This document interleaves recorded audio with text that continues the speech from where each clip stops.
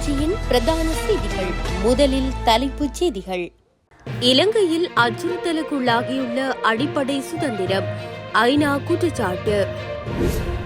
தமிழ் பொது வேட்பாளரின் நமக்காக நாம் தேர்தல் பிரச்சார பயணம். கனடாவின் திருவிழா அனுசரணையில் இருந்து விலகிய விஜயா ஜுவல்லரி. தொடரும் போர் நிறுத்த பேச்சுவார்த்தைகள், நெதன்யாகுவுடன் கலந்துரையாடலில் ஈடுபட்ட பைடன். தொடர்பான விரிவான செய்திகள்.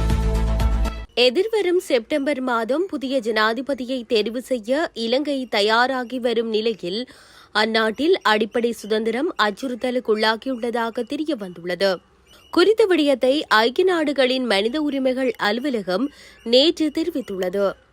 ஆழமான பொருளாதார நெருக்கடியில் இருந்து மீண்டதன் பின்னர் தனது முதலாவது ஜனாதிபதி தேர்தலை நடத்தவுள்ள இலங்கை அதன் மனித உரிமைகள் பாதுகாப்பு முறையை சீர்திருத்துவதாக உறுதியளித்த போதிலும் அதனை இன்னும் செய்யாமல் இருக்கின்றது என ஐநா முகவரகம் நேற்று வெளியிடப்பட்ட அறிக்கை ஒன்றில் வலியுறுத்தியுள்ளது.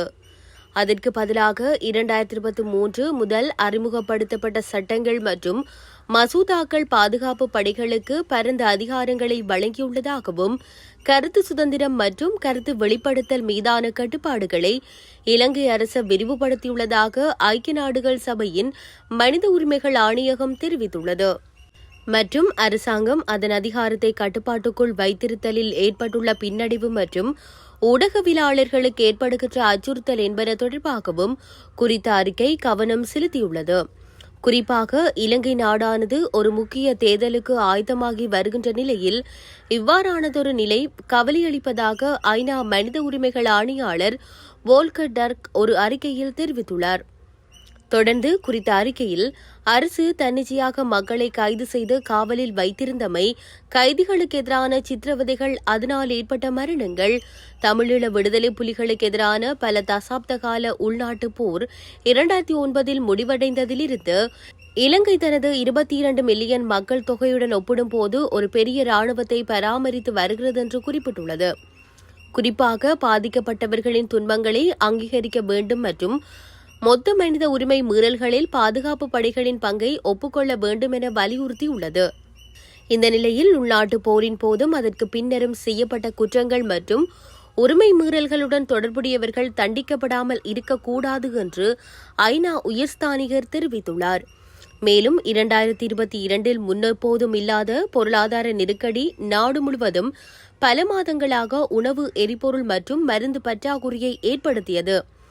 இது பரவலான அமைதியின்மையை தூண்டியது.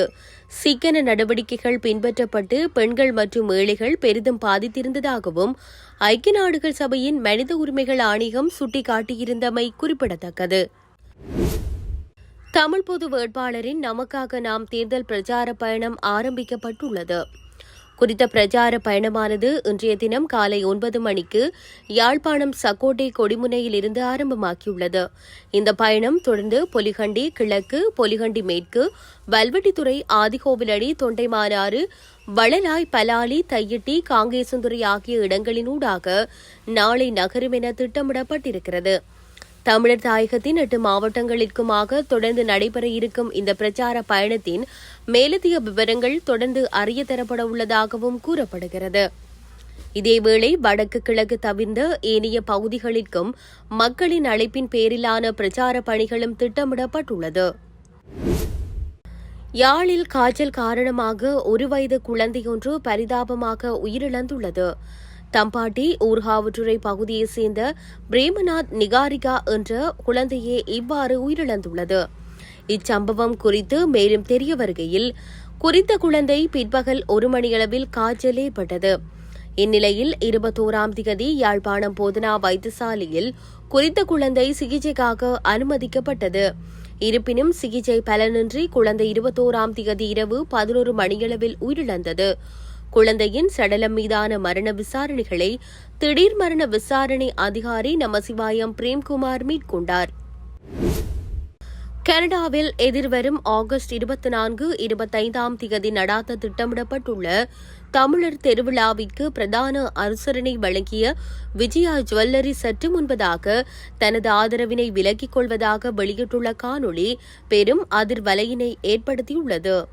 கடந்த 10 வருடங்களாக கனடாவில் லட்சக்கணக்கான மக்கள் கலந்து கொள்ளும் நிகழ்வாகவும் மார்க்கம் நகரில் 2 நாட்கள் அரசு அனுமதியுடன் வீதியில் நடைபெறும் ஒரு மாபெரும் விழாவாக நடைபெற்றது ஒரு சிறப்பு எனினும் கடந்த வருடம் தமிழ் மக்களின் இனப்படுகொலையை மழுங்கடிக்க செய்யும் இமாலய பிரகடனத்திற்கு ஆதரவு வழங்கிய கனடா தமிழ் அமைப்பாக கனேடிய தமிழ் பேரவை செயற்பட்டமையே இந்த எதிர்ப்பிற்கு காரணமாகும்.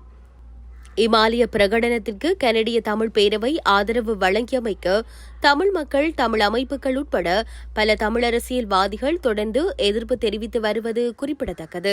அனைத்து தமிழ் உறவுகளுக்கும் வணக்கம்.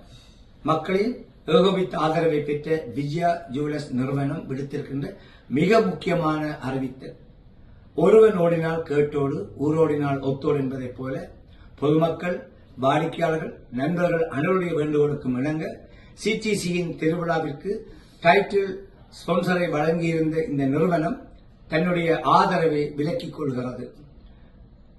மக்கள் எவ்வளி, விஜயா ஜுவல்லர்ஸ் அவ்வளி. எப்பொழுதும் மக்களின் தொண்டனாக மக்களுக்காக பயணித்துக் கொண்டிருக்கின்ற விஜயா ஜுவல்லர்ஸ் எடுத்திருக்கின்ற இந்த முடிவு நிச்சயமாக தமிழ் மக்களால் ஏற்றுக்கொள்ளக்கூடிய, வரவேற்கக்கூடிய ஒரு நிகழ்வாக நிச்சயமாக இருக்கும். இந்த முடிவை எடுத்த விஜயா ஜுவல்லர்ஸ் அதிபர், அங்கு பணியாற்றுகின்ற ஊழியர்கள் அத்தனை பேருக்கும் உளம் நிறைந்த, மனம் நிறைந்த நன்றிகளை இந்த வேளையிலே தெரிவித்துக் கொள்கிறோம். நன்றி, வணக்கம். காசா பகுதியில் போர் நிறுத்தம் தொடர்பில் அமெரிக்க ஜனாதிபதி ஜோ பைடனுக்கும் இஸ்ரேல் பிரதமர் நெதன்யாகுவிற்கும் இடையில் கலந்துரையாடல் ஒன்று இடம்பெற்றுள்ளது. இந்த வார இறுதியில் போர் நிறுத்த பேச்சுவார்த்தைகளுக்காக எகிப்தின் கெய்ரோவில் கட்சிகள் மீண்டும் கூடவிருக்கும் நிலையில் குறித்த கலந்துரையாடலானது தொலைபேசி வாயிலாக இடம்பெற்றுள்ளதாக தெரிய வந்துள்ளது.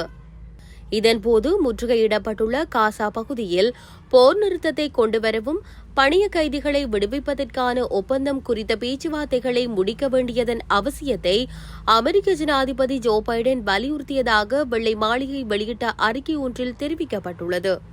அத்துடன் ஈரானில் இருந்து வரும் அனைத்து அச்சுறுத்தல்களுக்கும் எதிராக இஸ்ரேலின் பாதுகாப்பினை உறுதி செய்வதற்கான அமெரிக்காவின் முயற்சிகள் குறித்தும் கலந்துரையாடப்பட்டுள்ளதாக தெரிவிக்கப்படுகின்றது.